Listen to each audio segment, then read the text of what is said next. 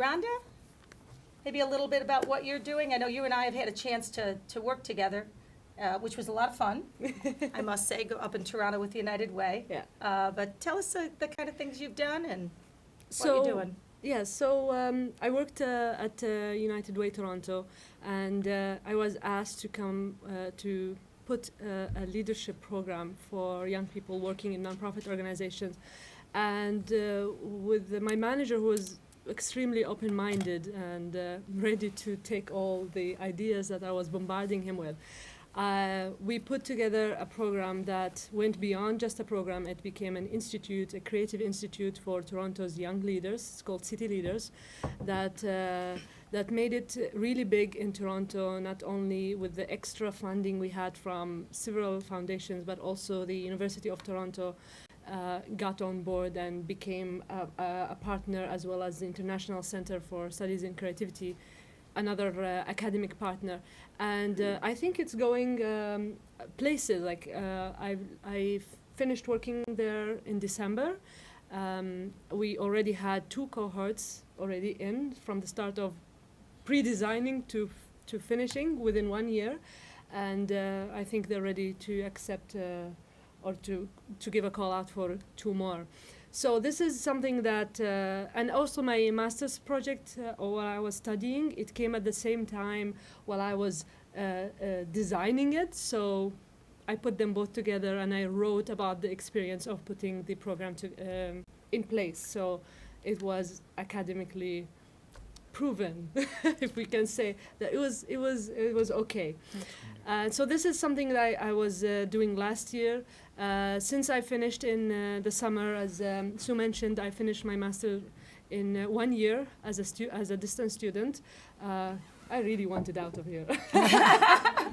No, I'm joking. No, I really wanted to. Because she keeps coming back, so I know that she does. I really wanted to get all the knowledge, that's all. So I was taking 3-4 courses at the same time, going back and forth. But what I focus right now, what I'm doing after my study, after my commitment with the United Way, I'm more free to explore new things. So this is exactly what I'm doing. I participated at the Creativity and Innovation Journal Conference in May with a paper about creative environments in organizations. And that got me involved into another international journal about city and civilization in Turkey. So it will probably be in September next year. So, well, I have to write it now. So, and this got me involved into several other. So the creative environment. What I studied is more of how can we make our social.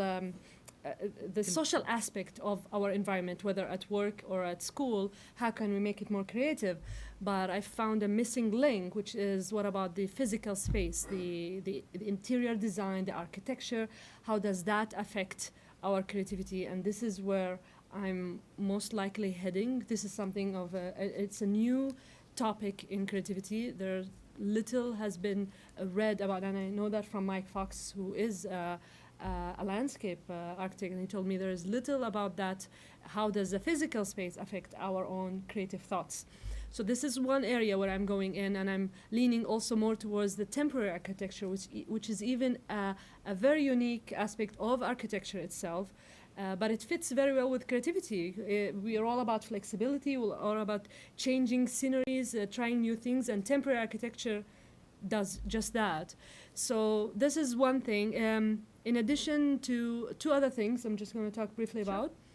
The Torrance incubation model for learning and for teaching and learning. Torrance himself is, I'm a big fan, if I can say.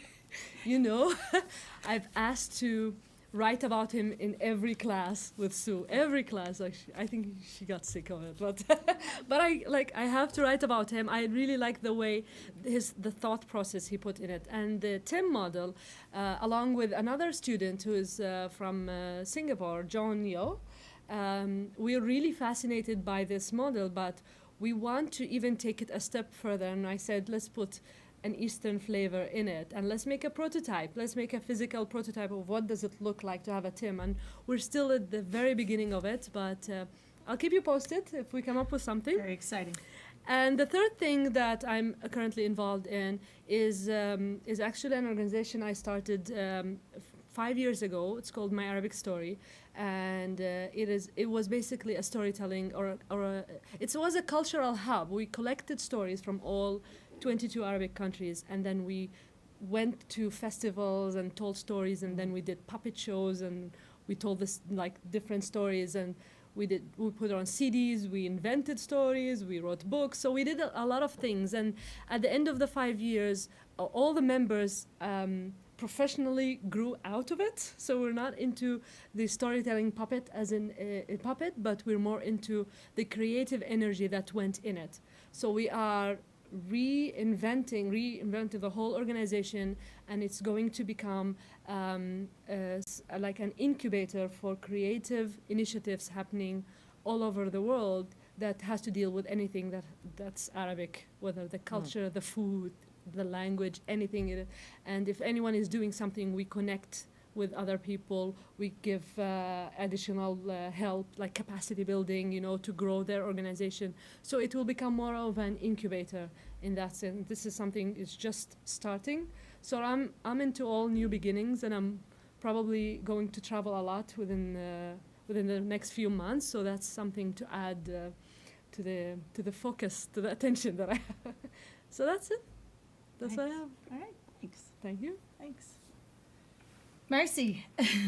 How do you follow something like that? I mean, really, I run a little business, I kind of, do something for this world creativity thing, that's kind of what I do. I say, what? Ah, come on. I took all the ideas from you. I stole your ideas. Okay, so how the hell? Okay. What do I do? I'll call myself a skilled facilitator. I'll call myself, what else do I do? I do public speaking. I do keynotes and that. I do stand-up training, one-day things, right? I also, similar. I'm just thinking about the 4P model of creativity: person, process, product, and press, right? Which of course has shifted, and I really like the new iteration. My focus is on the people, okay, the people part of the process.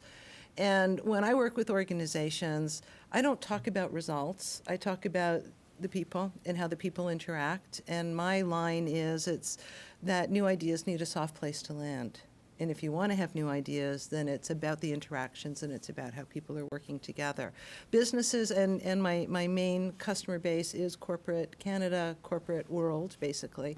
And there seems to be an open door in some organizations to consider the people aspect of what it is that's going on, because we recognize that work is really about the people who are producing the product. So the focus of the work that I do is about the interactions, right? And it's about the behaviors, and it's about languaging to support more of the creative energy, to allow it to emerge so that it can contribute to the business, okay? So results are there, but that's their job. My job is to get the people working together, and that's kind of what it is that I do and have been doing for a very, very long time. And it's a very comfortable place for me to be. Right? Great. Sounds good. I know, but Thanks. look at her. Jeez, okay. Yeah. Sebastian, was there anything else you wanted to add on that topic? Well, maybe the important thing to add would be that I think that at the moment, given what's happening globally, not just in terms of economically, but you turn the television, and it's massive despair everywhere in the world. So I think it's a really good time to use creativity anywhere. Really, I think we are in desperate need to be creative, and because if we keep doing the things that we have been doing so far, nothing will change. You need, as Einstein said, if you want different results, or if you keep using the same consciousness that set all this up, you'll never get out. You need to do different things, think in different ways. So I think that is a great opportunity for people with a good knowledge, a good understanding of what creativity is all about, and how to help people to be more creative, to be out there. in organizations and in communities. I mean, I think in organizations is critically important because a lot of leaders, and I'll use Obama as an example, and I don't want to get into politics here, but I personally find him so inspiring because I think that he's doing things differently as he promised he did. He's very bold, he's very clear in his intentions. It really inspires people everywhere. I saw something on television last night about Japan. They're using his speeches to teach English. Wow. Again, look at what a creative thing to do. Yeah. So I think that working with those top leaders in organizations to help them to be more responsible, more socially responsible, more in tune with what's going on in the world, because I honestly think that we're on the verge of changing the way that everything is going to work. You know, organizations, the way that communities interact.